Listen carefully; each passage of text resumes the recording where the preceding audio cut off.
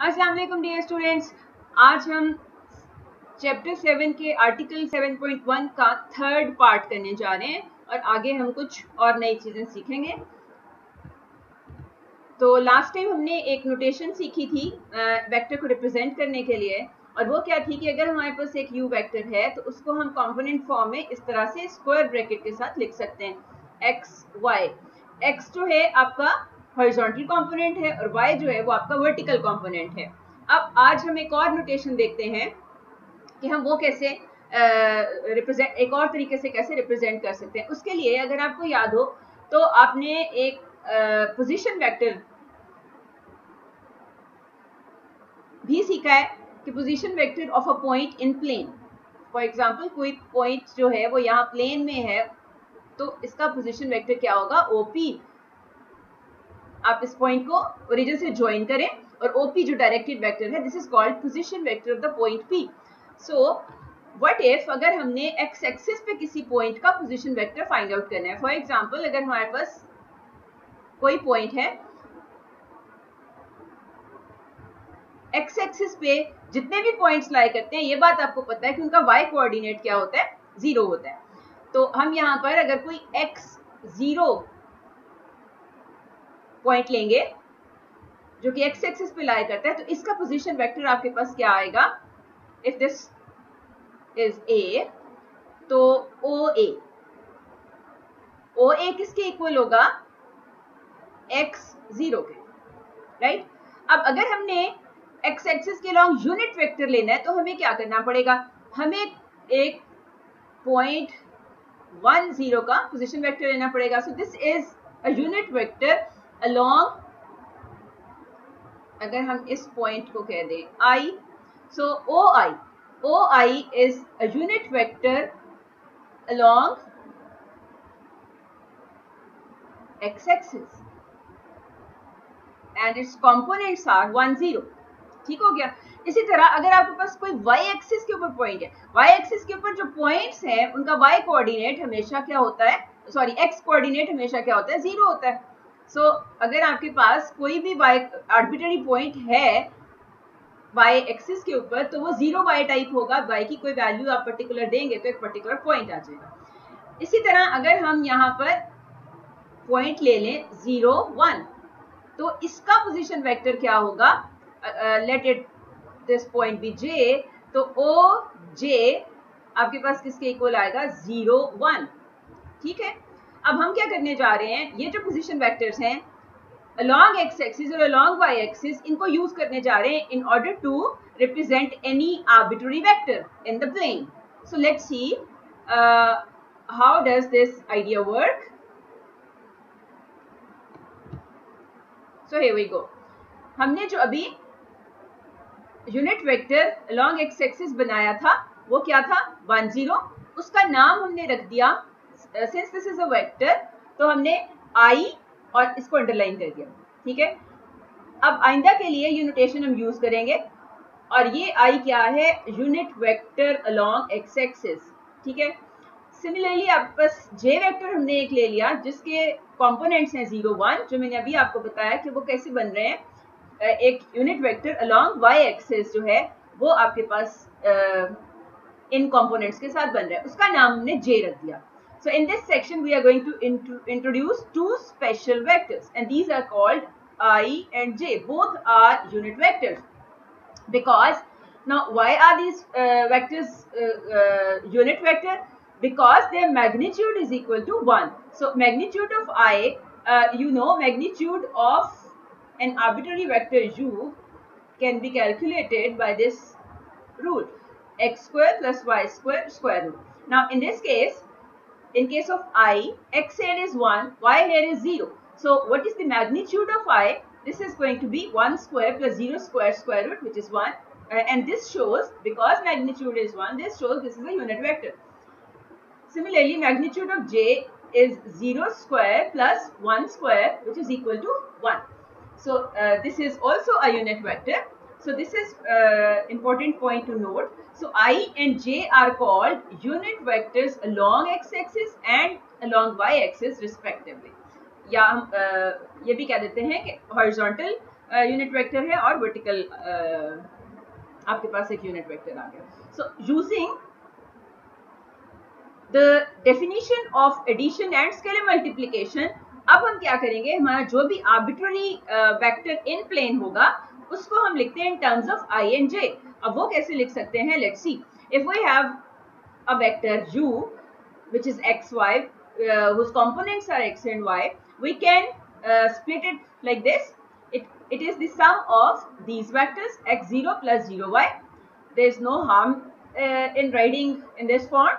So next scalar multiplication use करके हमने क्या किया है, x फैक्टर आउट कर दिया. सो x टाइम्स वेक्टर 1 0 हो गया. अब आप ये x इज स्केलर, जब भी आप ये वेक्टर लिखते हैं तो आपको पता है कि ये कंपोनेंट्स क्या होते हैं, रियल नंबर्स होते हैं. तो रियल नंबर्स हैं तो they are scalars.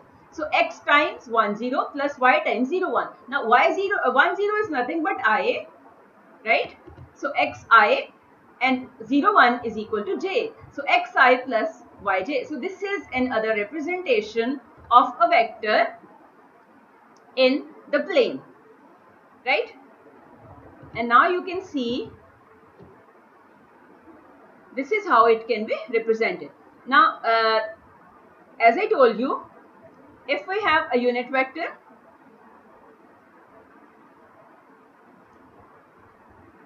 I in this direction along x-axis, then any vector, like I told you, if we have this point A and this length equal to x, then OA vector can be written as x0, right?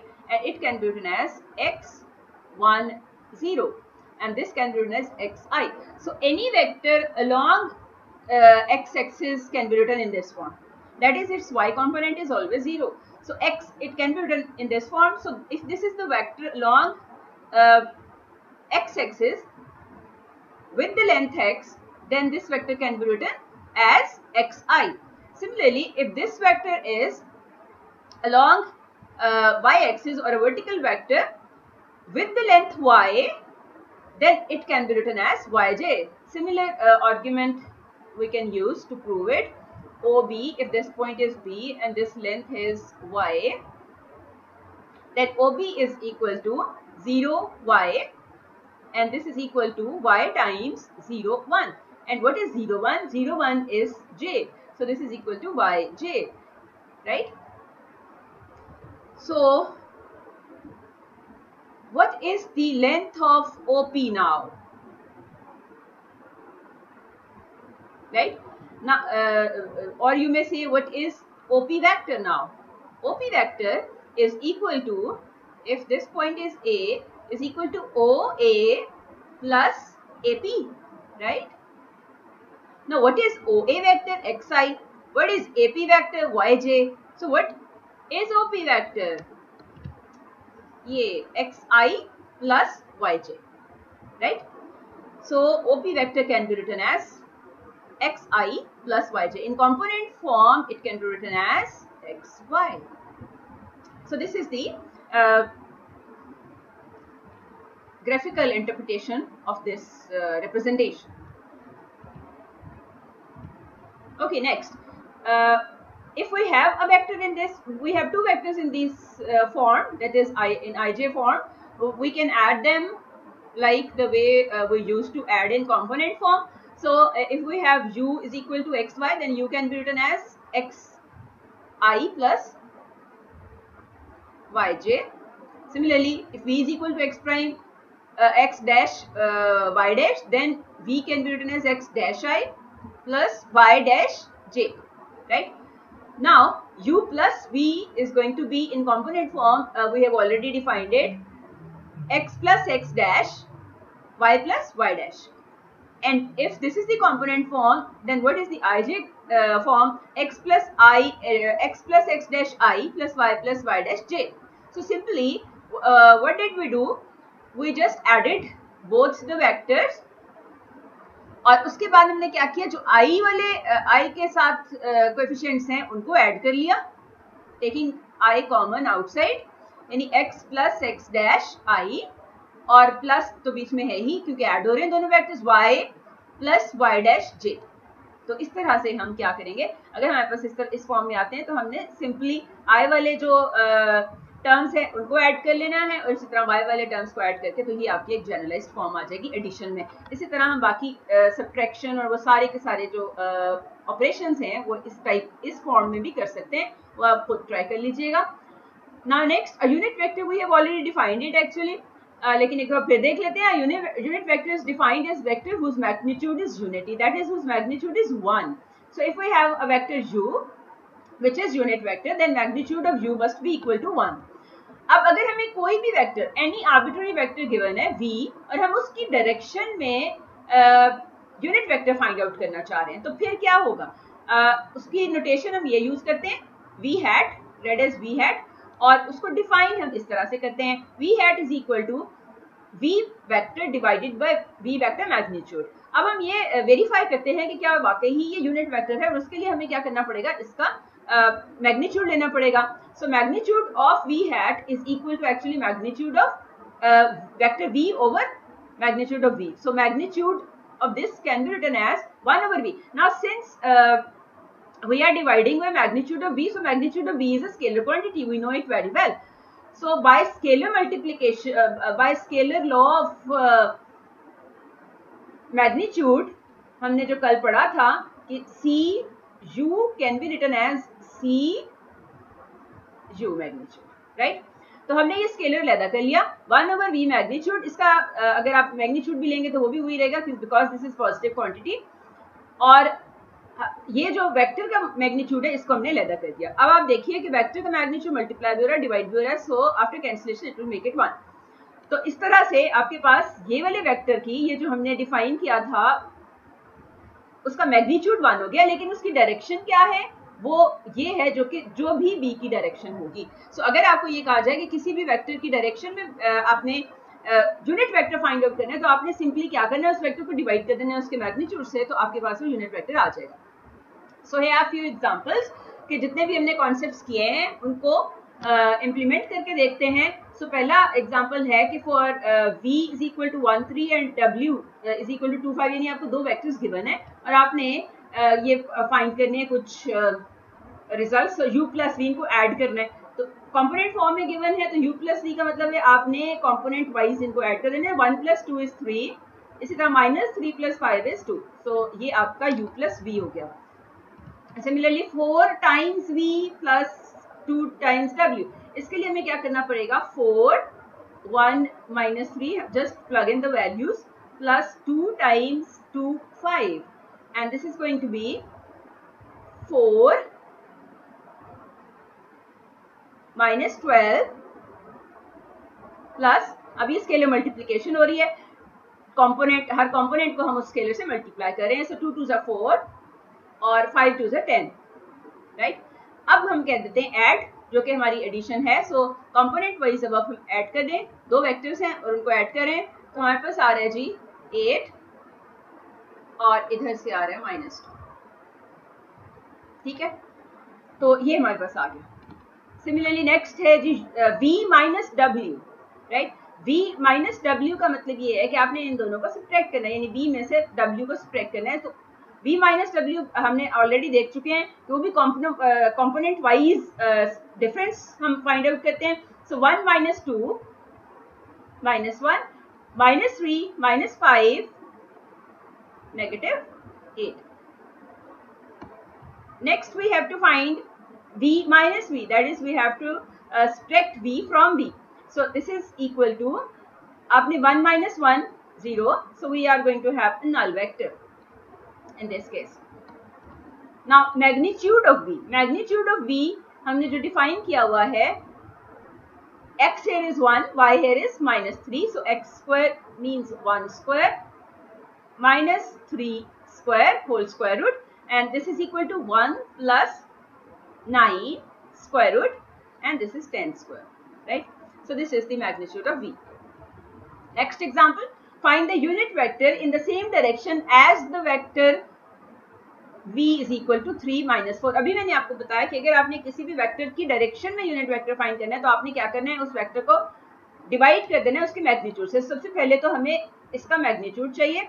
So magnitude of this vector is 9 plus, अब मैं direct लिख रही हूँ, आपको पता है squares कैसे लेने हैं। So 9 plus -4 square is 16, so this is equal to 25 square root, and this is equal to 5. So magnitude of v is 5. So we just have to divide this vector by 5. So unit vector in direction of v is v divided by v magnitude. So this is equal to 3 minus 4 times 1 over 5, right? So this is equal to, अब scalar multiplication use करते हैं तो components इस vector की क्या आ जाएंगे, 3/5 - 4/5। अब ये वेरीफाई करने के लिए, ये हमारा वेक्टर आ गया, रिक्वायर्ड वेक्टर ये। लेकिन इसको वेरीफाई करने के लिए कि ये वाकई यूनिट वेक्टर है, एक दफा मैं आपको दिखा दूं कि कैसे वेरीफाई करना है अगर करना पड़े। तो इसका मैग्नीट्यूड लेकर वेरीफाई करते हैं, ये अब हम वेरिफिकेशन करने जा रहे हैं। सो मैग्नीट्यूड क्या होगा, 3/5 square 5 square whole square, and this is going to be 9/25 plus 16/25 square root. So this is 25/25 square root, and this is 1, right? तो ये इसका मैग्नीट्यूड 1 आ गया, तो इसका मतलब ये आपका यूनिट वेक्टर आ गया। अब because of this vector direction इसकी वही रहेगी जो कि v की है। Now find the unit vector in the direction of the vector. अब आप ये फाइंड आउट कर सकते हैं। इस टाइप का मैंने आपको कर दिया। अब मैं इस रिप्रेजेंटेशन में भी कर देती हूँ। तो मैं पार्ट 2 करने जा रही हूँ। पार्ट 1 आपने करना है, do it yourself. So part 2 में magnitude of unit vector again find करना है। तो सबसे पहले तो यूनिट वेक्टर की हम फॉर्मूला लिखते हैं। So this is v/v magnitude. अब v magnitude in this case क्या है, v magnitude is equal to 2 square plus 6 square square root, which is equal to 4 plus 36. This is equal to 40, and this is 2 square root of 10. तो यहाँ values plug in कर दें अब, 2i plus 6j, और divide करना है हमने इस मैग्नीट्यूड से। सो 1/2 square root of 10. So this vector can be written as 1/square root of 10i plus 3/square root of 10j. तो ये हमने क्या किया, स्केलर मल्टीप्लिकेशन की है, हमने मल्टीप्लाई कर दिया है इस वेक्टर को इस स्केलर 1/2 square root of 10 के साथ। तो हमारे पास ये आ गया unit vector in the direction of this vector. ठीक है, तो इसको ये आप वेरीफाई आप खुद करेंगे। एक मैंने आपको करके दिखा दिया, बाकी अगर आप वेरिफिकेशन करना चाहें तो आप खुद जरूर इसको करके देख लीजिएगा। Next example number 4, if ABCD is a parallelogram such that the points A, B, C are respectively -2, -3, 1, 4 and 0, 5। So A हमारा है -2, -3, B हमारा है 1, 4, और C हमें गिवन है 0, -5। अब हमें क्या करना है, find the coordinates of D। अब ये हमें चाहिए, ये इसके कोऑर्डिनेट्स चाहिए, तो वो हम अस्यूम कर लेते हैं कि वो x, y हैं। सो हम क्या करते हैं कि लेट कोऑर्डिनेट्स ऑफ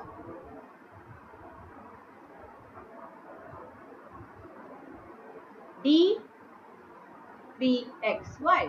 अब हमने ये x और y फाइंड आउट करने। अब आप ये डायरेक्शंस देख रहे हैं कि DC पैरेललोग्राम है, तो इसकी दो जो ऑपोजिट साइड्स होती हैं वो इक्वल होती हैं। अब इनकी डायरेक्शन भी सेम है, DC और AB की डायरेक्शन सेम है। इसका मतलब क्या हुआ कि DC और AB same direction, same magnitude के वेक्टर्स हैं, तो ये दोनों वेक्टर्स इक्वल वेक्टर्स हैं।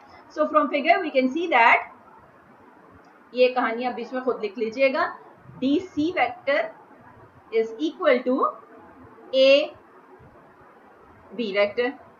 अब कल हमने सीखा था कि अगर हमारे पास प्लेन में कोई वेक्टर है,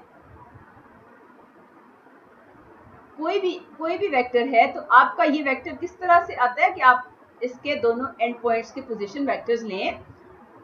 फॉर एग्जांपल अगर हमारा ये AB वेक्टर है और ये पोजीशन वेक्टर A है, ये पोजीशन वेक्टर B है, तो ये हमारे पास क्या आया था, कल हमने किया था, तो आपको ये याद अब रखना है, b माइनस ए। ठीक है, अब b क्या है, in fact O B minus O ए, ये।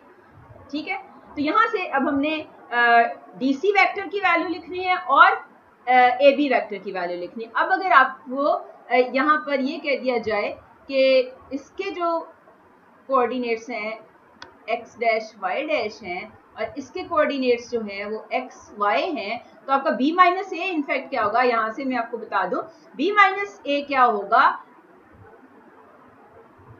OB माइनस ओ ए।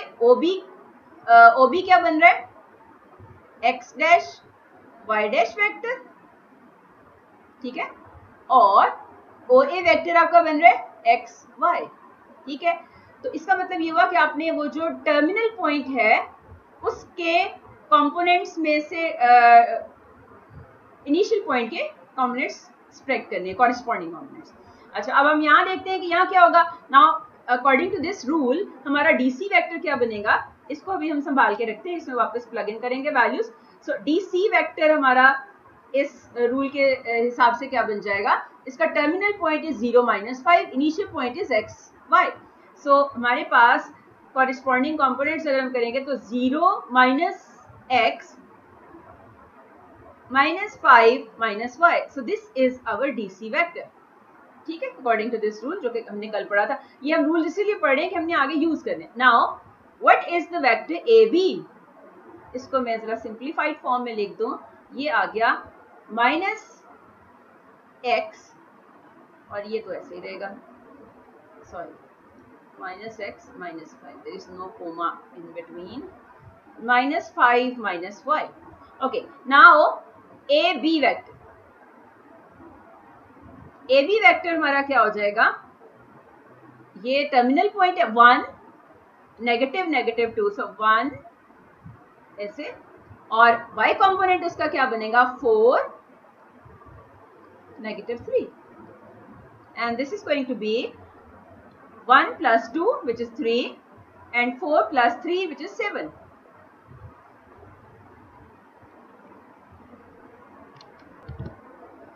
नेक्स्ट स्टेप में हम क्या यूज करने जा रहे हैं, जैसे अभी हमने बताया था आपको कि हमारे पास ये जो वेक्टर्स हैं ए बी और डी सी, ये दोनों वेक्टर्स इक्वल हैं। अब हमने ये दोनों वेक्टर्स फाइंड आउट कर लिए हैं, अब इन पे इक्वालिटी ऑफ वेक्टर्स की डेफिनेशन यूज करते हैं।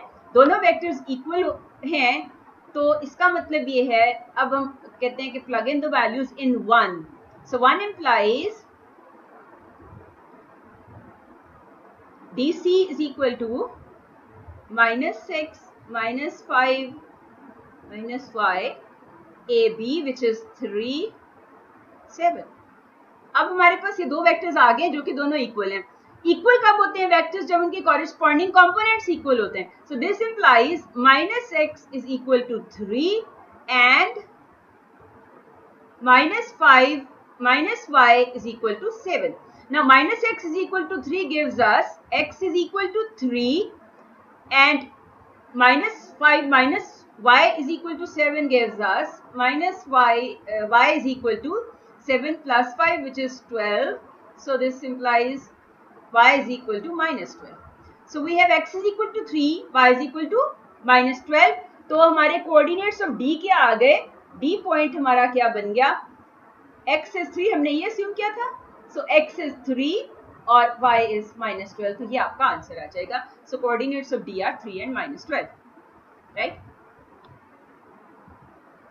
So here are few questions from the exercise 7.1, जो concepts आपने अभी तक पढ़े हैं उससे related. So write the vector PQ in the form x I y j, और ये भी मैंने आपको तरीका बताया है कि अगर आपके पास, मैं फिर से फिगर बना के दिखा दूं कि अगर आपके पास कोई पॉइंट P है जो कि है 2 3, ठीक है, और 6 माइनस 2 पॉइंट है, मैं उसी तरह कोशिश करती हूँ कि यहाँ पे फॉर एग्जांपल यहाँ पे कहीं 6 है और ये minus 2, so next point is 6 minus 2, और हमने क्या करना है, हमें जो रिक्वायर्ड है हमें P Q, so this point is in fact P, तो पी क्यू वेक्टर के को फाइंड आउट करना है, उसके कंपोनेंट्स फाइंड करने हैं, इस फॉर्म में उसको लेकर आना है, ठीक है। तो मैंने फिर से आपको बता दिया पी क्यू, तो ये आपका ओ क्यू, ये आपका ओ पी। तो अब पी क्यू क्या बन रहा है, पी क्यू बन रहा है P O plus O Q, right. और पी ओ क्या है, negative of O P, right.